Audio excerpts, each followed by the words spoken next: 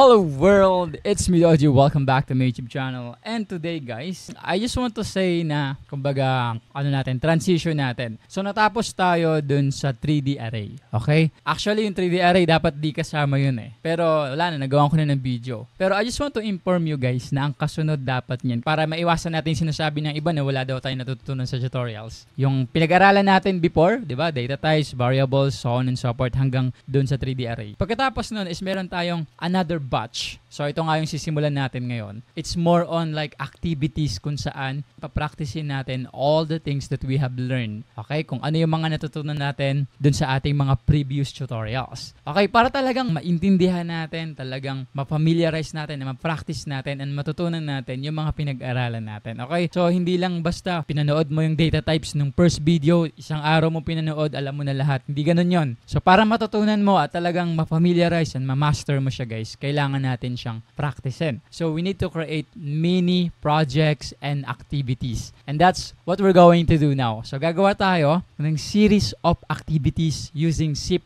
basics. Lahat ng pinag-aralan natin before. So without further ado guys, I'm excited to start these mini projects and these activities. Simulan na natin. Hello world! It's me Doji. Welcome back to my YouTube channel. And today guys, sisimulan na natin yung ating mga C++ activities para tumanim sa ating isipan yung mga pinag-aralan natin. Hindi pwedeng pinanood lang natin tapos hindi natin pinractice. Okay? So practicein natin. Sisimulan na natin ngayon. So tatanggalin ko na guys yung sana number 1 tsaka number 2 mag-a-add at tsaka yung magpiprint. So alam naman natin yon. Ba't pa natin i-activity yon? So simulan natin by doing them both at the same time. Okay? Kasi kung isa-isa lang, ang corny, ang boring nun. Saglit. So ngayon, open na natin yung ating code editor. Ayan. So maglalagay ako ng comment dyan. Ang pag-aaralan natin is input. So medyo madali lang to. Input 2 numbers, then add. O kaya, print their sum. Input ka ng dalawang number, print mo yung sum. Diba? Yung addition. Medyo madali lang pero marami kayong matututunan. Gagamit tayo ng user input. So paano natin sisimulan guys? So syempre, hashtag include muna tayo dito. Hashtag include. Anong include natin? IOStream. Nako po. Paulit na tayo dyan. Tapos gagamit ako ng using namespace. STD. Standard yan. Para madali at malinaw yung ating code. Then after that, alam nyo na next, integer main na tayo. So day 1 pa lang pinag-aralan na natin yan. Tapos curly braces. Ayan. Sa loob niyan, dyan natin lalagay yung ating code. Okay? So ano ba yung laman ng ating function? Ng ating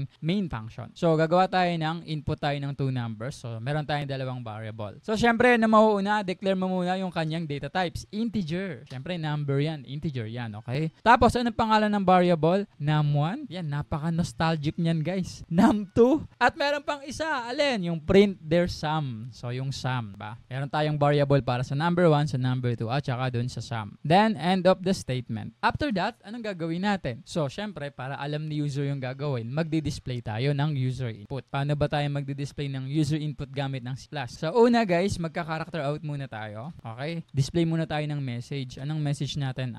Enter first number. Ayan. Enter the first number. Tapos, end of the statement. Ngayon, pagka-enter niya, saan natin isi-save? Character in. Ba? Character in. Saan natin ika-character in? Sa number 1. Bakit num1? Kasi siya yung first letter, first number head. So, num1. Guys, sa tingin ninyo, deserve ba ng channel na to na ma-subscribe? If oo, please guys, don't forget to click the subscribe button. Kasi habang nag-grow yung community na to guys, yung channel natin is lalo kaming na-inspire na gumawa pa ng mas kapaki-pakinabang at mas madaling intindihin ng mga tutorial videos. And in return guys, we will always try to do our best to deliver more valuable contents. Yun lang, balik na tayo sa tutorial. After natin makuha yung value ng variable na num1 para sa num1, ano yung sunod? Di sa num2 naman tayo. Character out, yan. Tapos lagay mo yung message na gusto mong ipaalam dun sa user. Syempre dito, enter the second number. Ayan, second number naman. Saan masisave? Character in. Yan, ganyan yung user input. Saan maka-character in? Sa num2 naman. And then end of the statement. Okay? Oy, nakalimutan kayong end of the statement dito.